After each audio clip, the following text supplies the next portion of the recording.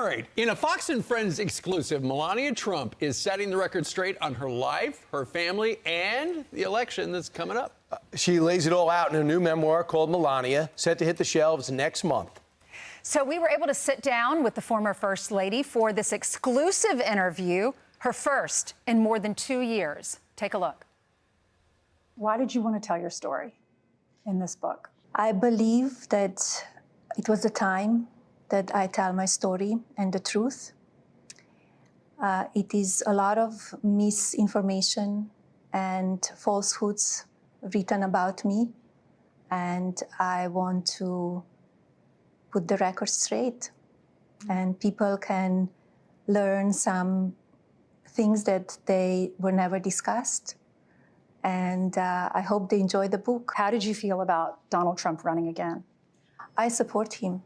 I know how passionate he is to make America great again.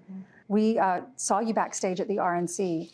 Do you want to talk about why you decided not to come out on stage and give a speech like you did in 2016?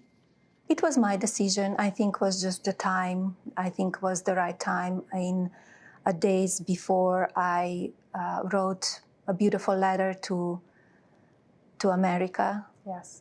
And I think in one way that letter was my speech. The raid on Mar-a-Lago, the house manager texts you and says the FBI is outside the house. They had access to my bedroom, closets, office, and rummaged through my personal items. Even searched Barron's room, you say. So how invasive was that? Did it make you angry? How did you feel?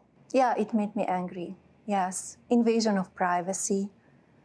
And the way it was done I was really surprised. And you told your house manager, just leave it, don't touch anything, don't put it back. You wanted to see it for your own eyes. With your own eyes, what did it look like when you walked back in your house that had been raided?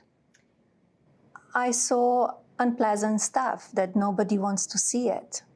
And you get angry because, you know, nobody should be putting up with that kind of stuff.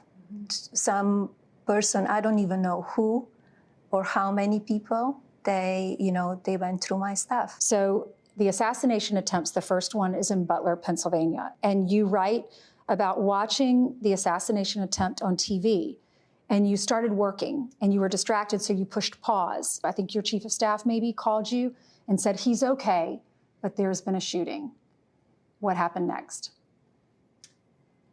I ran to the TV and I rewound it and I watched it. I was only a few minutes behind. And something, I guess, look over me. So I didn't really see live, but maybe, 3 minutes, few minutes later. But when I saw it, it was only, nobody really knew yet. Right. Because when you see him on the floor and you don't know what really happened. So you called him and he didn't answer his phone, and you called Secret Service. And what did they say?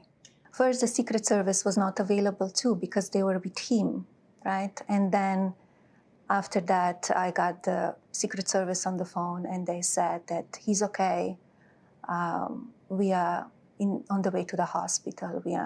He will be okay. And were you able to talk to him on the phone eventually? Yes, I did. And then your son rushes into the room. Yes. And he had been told, your son is in college, I understand, but he's still your child. This is his father.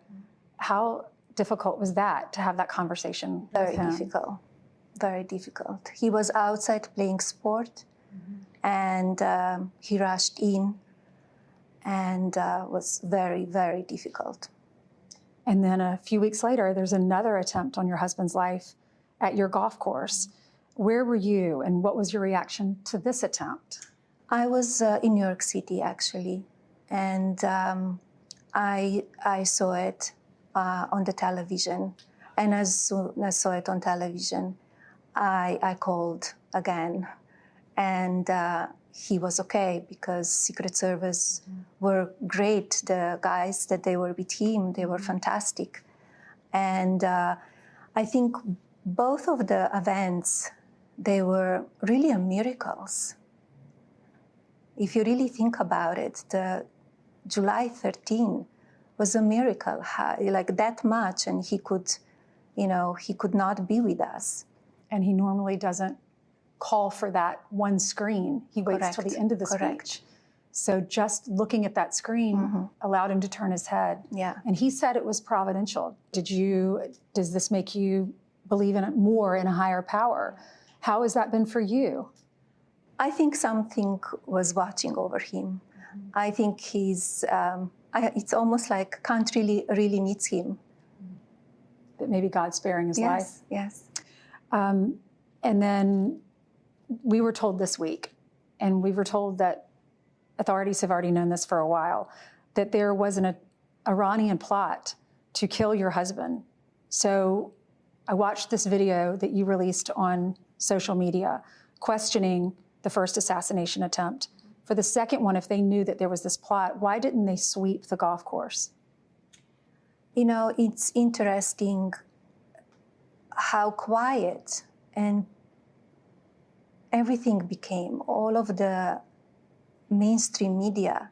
There were a few days reporting about July 13 event, and everything then became quiet. So I had a lot of questions. What's going on? This is not normal. And is it really shocking that all this egregious violence goes against my husband? Especially that we hear the leaders from the opposition party and mainstream media branding him as a threat to democracy, calling him vile names. They only fueling a toxic atmosphere and giving power all of these people that they want to do harm to him. This needs to stop. This needs to stop. The country needs to unite. And I encourage everybody to read my letter that I wrote on July 14 again, because that cannot continue. Letter was very powerful. What made you get to the point of writing that letter? That's how I felt. That's how I felt. How do you feel when people say they don't like him? What do you wish they knew about him? That he is really a family man. He loves his family. He loves this country. And all he wants to build better and prosperous. Yeah, he's just strong. He's not afraid to No, he's not talk strong. about the way it really is. You could see the way he was when he was shot, that in the ear, that the way he stood up and he said, fight, fight, fight, because we cannot allow that to happen. Okay, becoming First Lady. You wrote in the book when you found out you were watching Fox News right here in Trump Tower, and you write, I vividly recall Bret Baier's announcement, the president-elect is Donald J. Trump. And he looked at you and he said, can you believe it? And you said, yes, I can. Your life immediately changed. When did it hit you? I am the First Lady of the United States. I don't know that it hits you, but you know that you have extra responsibility. You talked about having special bonds with First Ladies, with the wives of prime ministers. Who really did you, when you were just there with them and you had to sit at the dinner table and talk, I'm sure some were just incredibly fun. You really bonded with a few of them. Anyone come to mind? It's interesting because when you meet many times, you establish a relationship. So with Mrs. Macron, Brigitte Macron, she's fun. She's fun. Yeah. We always had great laughs. And with Aki, Mrs. Abe, and I'm so sorry what happened to him. So it was very special relationships with each of them. You've also traveled to visit our soldiers. You did that at Christmas time. You left your family. It was in the dead of night, and you fly over to Iraq to bless the troops. What was that like for you, and what about the reaction from the troops? It was a very secretive meeting, and when we arrived that night, the energy of the soldiers, we walked in and everybody started cheering that they see us. Like, what a big surprise. They were not expecting that, were Not they? at all. So what makes Donald Trump want to do this again? All he wants to, as he says, make America great again. He wants to make this country prosperous, safe for everybody. He wants to make American dream possible again. What was your reaction to Kamala Harris replacing Joe Biden as the Democratic nominee? Well, how I see it is the records speaks for itself. The country is suffering. People are not able to buy usual necessities for the families. We have wars going on around the world. Soldiers are dying. They were dying under this administration because of weak leadership. The border is open and dangerous. A lot of fentanyl is coming over, killing our youth. It's very hard to see. And an economy, it's really not great. Inflation is high. And if we compare these 4 years under this administration compared to 4 years under my husband as commander-in-chief, he was leading the country through peace, through strength. And the border was safer than ever before. We didn't have any wars. People were prospering. They had jobs. They could support their families. So I think American people need to decide what they really want. Maybe some, strong tweets, but everything else great for this country. So it's all in the American people's hands on November 5th. Wow. She is right. I mean, she just wrapped up essentially what the election is about. She went from the economy to world peace to the border, and she said, there may have been some rough tweets, but what do you want?